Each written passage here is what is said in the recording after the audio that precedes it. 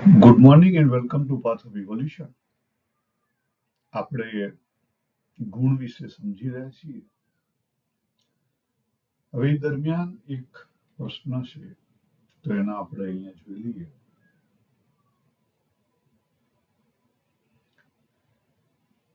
કે આપણે સોલ છીએ, કે આપણે જીવ છીએ, કે આપણે આત્મા છીએ. એક આત્મા છે કે મેની આત્મા છે? આત્મા છે તો પરમાત્મા છે? શું છે આ બધી વસ્તુ? તો આપણે પહેલા વસ્તુ અહીંયા જે સ્ક્રીન ઉપર દેખાય છે સમજેલા છીએ, છતાં ઝડપથી રિકેપ કરી લઈએ. જે પ્રમાણે ભગવદ્ ગીતા ની અંદર જે ફિલોસોફી બતાવી છે, અને આપણે મોટાભાગના હિન્દુ ફિલોસોફીની સાથે એગ્રી થાય છે, એ પ્રમાણે ગણીએ તો મુખ્યત્વે 3 મૂવમેન્ટ થઈ કહેવાય. અહીંયા હું રેફરન્સ આપું તો પહેલું ભગવદ્ ગીતા, બીજું શ્રી અરવિંદો, અને ત્રીજું વચનામૃત. બરાબર? તો પહેલું પરબ્રહ્મ એટલે કે ઉત્તમ પુરુષ, જે ભગવદ્ ગીતાના 15મા અધ્યાયમાં વાત કરી. બરાબર? એ પ્યોર કોન્શિયસનેસ, જેના લોકો કોન્શિયસનેસ શબ્દ વાપરે છે, તો પ્યોર કોન્શિયસનેસ. બરાબર? એમાંથી, અને કાશ્મીરી શૈવિઝમ પણ આપણે રેફરન્સમાં લઈ લઈએ. કાશ્મીરી શૈવિઝમમાં એના સદાશિવ કીધું છે. એ સદાશિવ જ્યારે જાગ્યા ત્યારે એને ખબર પડી કે હું અને મારી શક્તિ બે છીએ, એટલે શિવ અને શક્તિ બેમાં રૂપાંતરિત થઈ ગયા. અને આપણી વૈષ્ણવ ફિલોસોફીમાં પુરુષ અને પ્રકૃતિમાં રૂપાંતર થઈ ગયા. બરાબર? એટલે પહેલી મૂવમેન્ટ થઈ જ્યારે સદાશિવ જાગ્યા, પહેલી મૂવમેન્ટ થઈ એટલે પુરુષ અને પ્રકૃતિ બે આયા.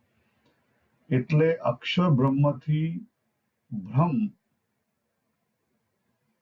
અને પ્રકૃતિ. બરાબર? એમાં અલગ અલગ નામ અલગ અલગ રીતે વાપરવામાં આવેલા છે. પરા, અક્ષર, પુરુષ અને આત્મન એ એક ખાનામાં લઈ શકાય. અને પ્રકૃતિમાં પ્રકૃતિ, ક્ષર, માયા અને અપરા લઈ શકાય. કારણ કે આપણા શાસ્ત્રોની અંદર જ્યાં પુરુષ છે ત્યાં પ્રકૃતિ વાપરવામાં આવ્યું છે, ઈશ્વર છે ત્યાં માયા વાપરવામાં આવ્યું છે, શિવ છે ત્યાં શક્તિ વાપરવામાં આવી છે, અને જીવ છે ત્યાં અવિદ્યા વાપરવામાં આવી છે.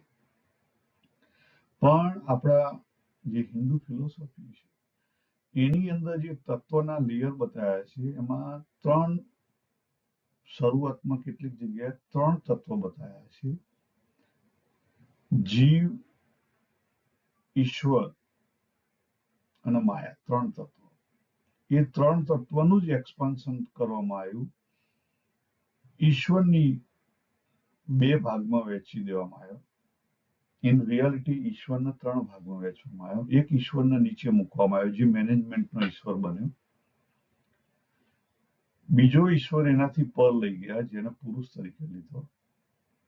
અને ત્રીજો ઈશ્વર એનાથી પણ પર લઈ ગયા, જેને પ્યોર તરીકે લીધો.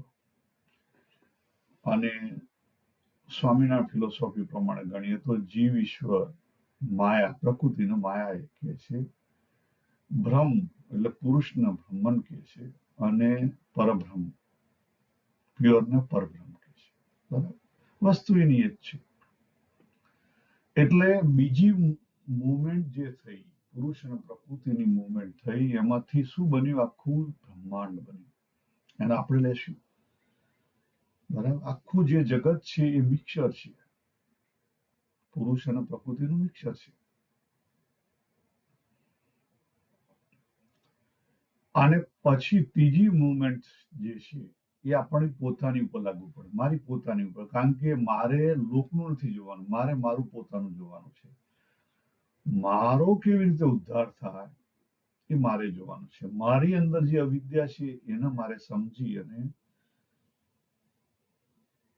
મારી અશાંતિનું મૂળ જે છે એને સમજી અને એનાથી પરથી જવાનું. સિમ્પલ. એટલે આ જે જીવ છે ખાનું તમે જુઓ છો ઉપર, જે મેં જીવ છે એમાં પછી જીવમાં પછી હ્યુમન આપ્યા, પછી મેન અને વુમનના ભાગ પાડ્યા, પછી બાબુ, રમેશ, સંજય અને જોનના ભાગ પાડ્યા, પછી રોલ આવ્યો સન, હસબન્ડ, ફાધર, ઓફિસર. એમાંથી પછી આગળ રોલ વધ્યો કે ગુડ છે કે બેડ છે કે એંગ્રી છે કે જ્વેલર્સ છે, કઈ ટાઈપનો છે, ખ્યાલ આવે? એટલે આ બધા આપણે ડિવાઈડ થતા ગયા, પણ છે તો એક જ જીવ. હવે એ જે જીવ છે એના નીચે તમે જુઓ તો નીચે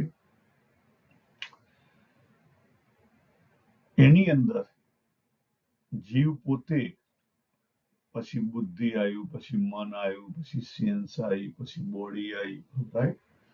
અને ત્યાંથી પછી ઇન્ડિપેન્ડન્ટ સેલ્ફ આવ્યો, પછી દુનિયામાં ગયો વિષયો સાથે, બરાબર? ભાગ પડે છે. તો પહેલો પ્રશ્ન છે કે આત્મન વર્સિસ પરમાત્મન. આત્મનનો મિનિંગ જ એ થાય કે ફિલિંગ ઓફ આઈએમનેસ. જ્યાં આપણને હુંપણાની ફિલિંગ થાય એને આત્મન શબ્દ તરીકે વાપરવામાં આવે છે. ભગવાને જો આખી ભગવદ ગીતામાં કેટલીક જગ્યાએ માઇન્ડને પણ આત્મા કીધેલો છે, બુદ્ધિને આત્મા કીધેલો છે. એટલે આત્મા ભગવાને અલગ અલગ જગ્યાએ વાપરેલો છે, પણ એનો સંદર્ભ એક જ થાય, ફિલિંગ ઓફ આઈએમનેસ.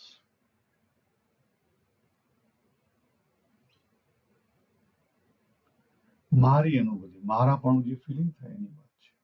એટલે તમારો સ્ટેન્ડિંગ પોઈન્ટ બુદ્ધિમાં હોય તો બુદ્ધિ તરીકે વાપરવામાં આવેલો છે, અને માઇન્ડમાં હોય તો માઇન્ડ તરીકે વાપરવામાં આવે છે, મનમાં હોય તો મન તરીકે વાપરવામાં આવે છે, બોડીમાં હોય તો બોડી તરીકે વાપરવામાં આવે છે. કેટલાક લોકો પછી એના ભાગ પાડે છે, body consciousness, soul consciousness. Now in Hindu philosophy, in reality, there is no soul. Soul શબ્દ ક્યાં વાપરવામાં નહીં આવ્યો,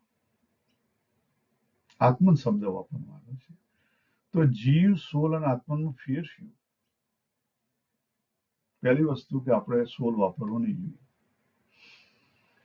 બીજી વસ્તુ કે તત્વ તરીકે જીવ વાપરવામાં આવેલો છે, અને જીવ એ આખું યુનિવર્સ બે તત્વથી બનેલું છે, પુરુષ અને પ્રકૃતિથી. તો જીવ પણ શેમાંથી બનેલો છે? પુરુષ અને પ્રકૃતિમાંથી.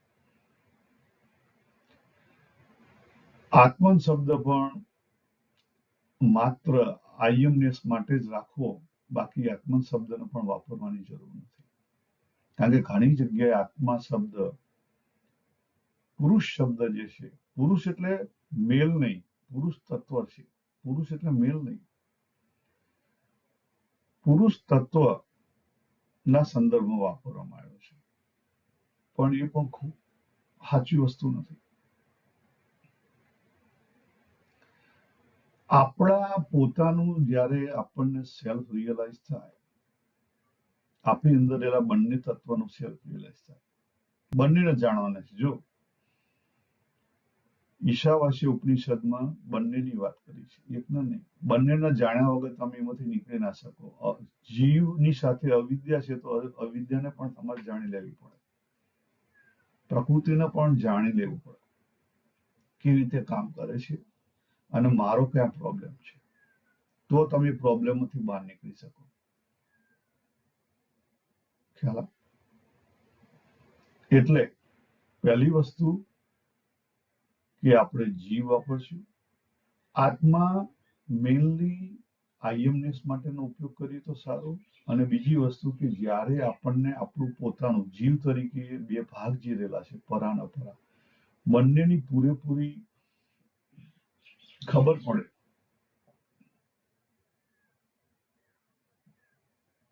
સેલ્ફ રિયલાઇઝ થઈ ગયા, એનું નામ આત્માનુભૂતિ, અથવા જે સેલ્ફનું રિયલાઇઝેશન છે એનું નામ આત્મા અનુભૂતિ. એટલે આત્મા આપણે ત્યાં વાપરશું.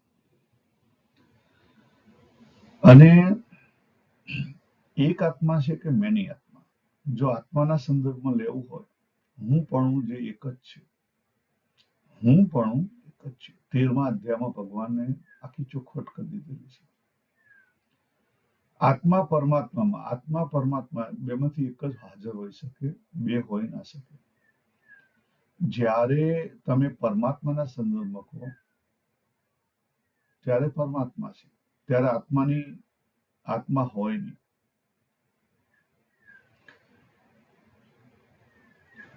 ખ્યાલ આવે? અને જ્યારે તમે આત્માના સંદર્ભમાં કહો ત્યારે પરમાત્મા હાઇડ થઈ જાય. ઇન રિયાલિટી એક તત્વ વન વિધાઉટ સેકન્ડ છે. ખ્યાલ આવે? એટલા માટે પરમાત્મા હાઇડ થઈ જાય. કબીરજીનું છે ને, બે, જ્યારે હું હતો ત્યારે એ નતો, જ્યારે એ છે ત્યારે હું નથી. એ સિવાય શક્ય નથી. એટલે એ સંદર્ભમાં તમારે કેવું હોય તો આત્મા હું પણ એક જ છે. જ્યારે આપણું પોતાનું હું પણ હોય ત્યારે બીજું હું પણ દબાઈ જાય, રહે નહીં. અને જ્યારે આપણને આપણી પોતાની અનુભૂતિ થઈ જાય ત્યારે પછી એનું એક્સપાન્શન થાય ધીરે ધીરે ધીરે ધીરે. કારણ કે આપણું જે પોતાનું જે આત્મ અનુભૂતિ થાય એ પણ અધૂરું સ્ટેપ છે. આત્મ અનુભૂતિથી પછી આખું જે જગત છે એની અંદર જે તત્વ રહેલું છે, આત્મ તત્વ, એની અનુભૂતિ થાય ત્યારે બે વિલીન થઈ જાય. આપણો પોતાનો આત્મા પેલાની અંદર પડી જાય, એક જ અનુભૂતિ રહે, સમષ્ટિની અનુભૂતિ. જેને શું કહેવાય? સમષ્ટિ. વૈયક્તિકમાંથી આપણે સમષ્ટિમાં જીવ થઈ જઈએ, વૈયક્તિક જીવ તરીકે અત્યારે વર્તી રહ્યા છે, એટલે ઇન્ડિવિડ્યુઅલ જીવ તરીકે માંથી સમષ્ટિ જીવ બની જઈએ ત્યાં પછી બે આત્મા એવું રહે નહીં. એટલે એક આત્મા છે કે મેની છે, તમે હેડ પ્રમાણે ગણવા જો પણ એ વસ્તુ ખોટી છે. અને જ્યારે શબ્દ વાપરો હું પણ, ત્યારે એક જ હોઈ શકે. જ્યારે હું પણ વાપરો ત્યારે એક જ હોઈ શકે.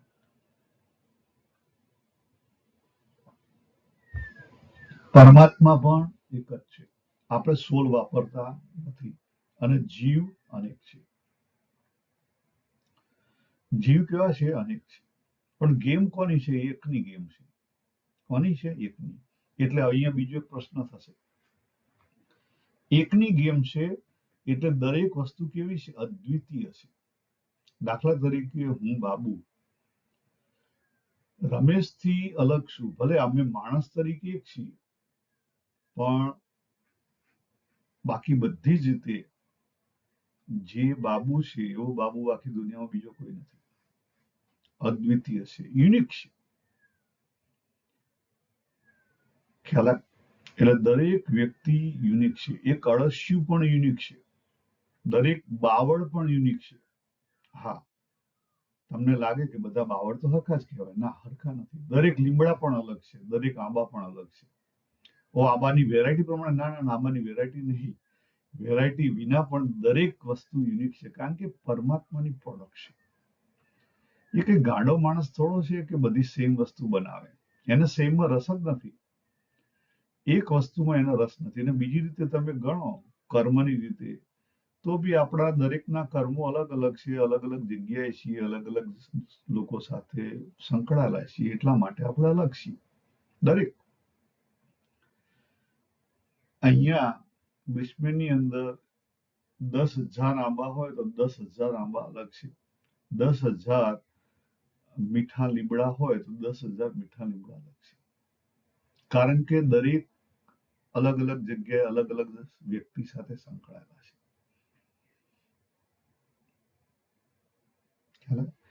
એ એની પ્રોડક્ટ છે. એ કદી રિપીટેશન નથી કરતો. યાદ રાખો, આટલી વસ્તુ ક્લિયર થઈ જવી જોઈએ. તો આપણે અહીંયા પૂરું કરીએ. આજે આપણે શું જોયું? આપણે સોલ વિશે વાત નહીં કરીએ. સોલ આપણો હિન્દુ ધર્મનો શબ્દ નથી. જીવ વિશે જ વાત કરીશું. જીવ એટલે આપણે પોતે જીવ છીએ. જીવે જગત ધારણ કર્યું. આપણે પોતે આપણું જગત ધારણ કરેલું છે. અને આપણને આપણા પોતાના પ્રોબ્લેમ છે. જીવના રેફરન્સમાં અવિદ્યા કહેવામાં આવે છે. પ્રકૃતિ આપણને જે નડી રહી છે, આપણી પોતાની પ્રકૃતિ નડી રહી છે. કોસ્મિક પ્રકૃતિ નડી નથી રહી. ખ્યાલ રાખો. એટલે અને જીવ કોનું? બંનેનું મિક્સચર છે. પુરુષ અને પ્રકૃતિનું મિક્સચર છે. એટલે આપણી અંદર જે પુરુષ તત્વ છે અચળ તત્વ છે, જેને અચળ તત્વ કહી શકાય, જેને ચૈતન્યનું તત્વ કહી શકાય. અને એ ચૈતન્યમાંથી જે ચેતના નીકળી રહી છે, એ ચેતના ને લઈ અને આપણે ની બધી આજે ખબર પડે છે આપણને. એ ચેતનાને લઈ અને ખબર પડે છે. આજે સવાર થઈ તો કેવી રીતે સવાર થઈ ખ્યાલ આવે? તો પહેલી વસ્તુ જે પ્રકૃતિની અંદર જે સૂર્ય છે, સૂર્યનું આગમન થયું એટલે ગુણ બદલાણા. જો આના ગુણની સાથે સંકળાવ. પ્રકૃતિમાં સૂર્યનું આગમન થયું એટલે ગુણ બધા બદલાયા, ગુણનો ફ્લો બદલાયો. એટલે જેવો ગુણનો ફ્લો બદલાયો એવા શરૂઆતમાં જે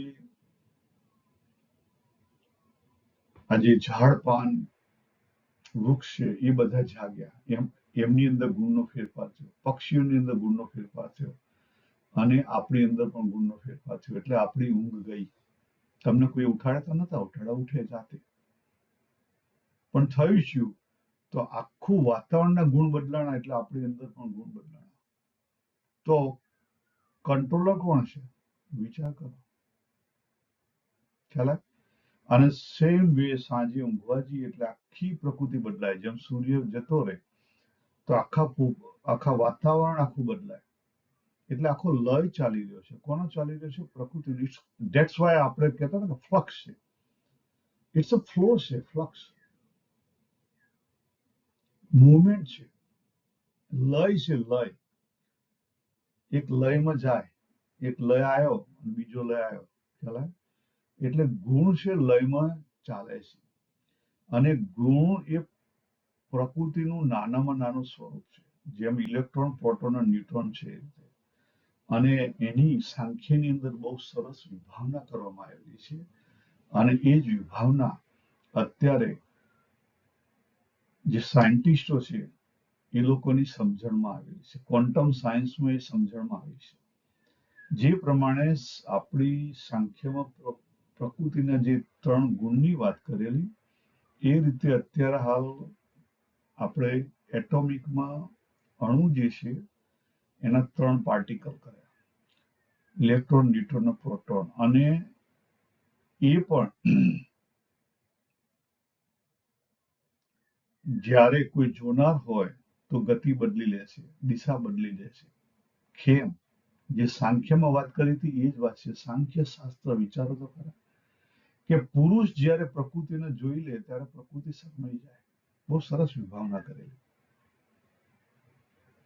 અને એનો ડાન્સ રોકી લે અથવા ડાન્સ બદલી લે, ધીમો કરી લે. જેમ આપણું છોકરું એની રીતે ડાન્સ કરતું હોય ને આપણે આમ આંખથી આંખ મળે અને એનો ડાન્સ બંધ થઈ જાય અથવા બદલાઈ જાય.